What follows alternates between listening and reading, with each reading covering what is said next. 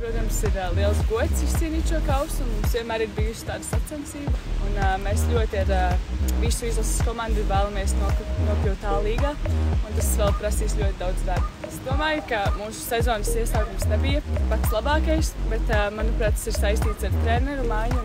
Tagad ir jauns treneris, un, manuprāt, komanda ļoti labi jūtās šobrīd, un mēs arī esam gatavi turpmākajai sezonai. Protams, ka lielākais mērķis ir uzvarēt šo sezonu un dabūt pirmo vietu virslīgā, bet, lai to izdarītu, mums ir jāuzvar katra spēle, kas vēl ir palikusi, un tāpēc tāds arī ir mērķis, vienkārši fokusēties uz katru spēli pa vienai un mēģināt katru no tām arī uzvarēt. Individuālie mērķi laikam jau uzvarēt gan ar komandu, gan sezonu, gan arī varbūt kausu, ja tas izdosies, un arī laikam nostabilizēties izlasē pamatsastāvā.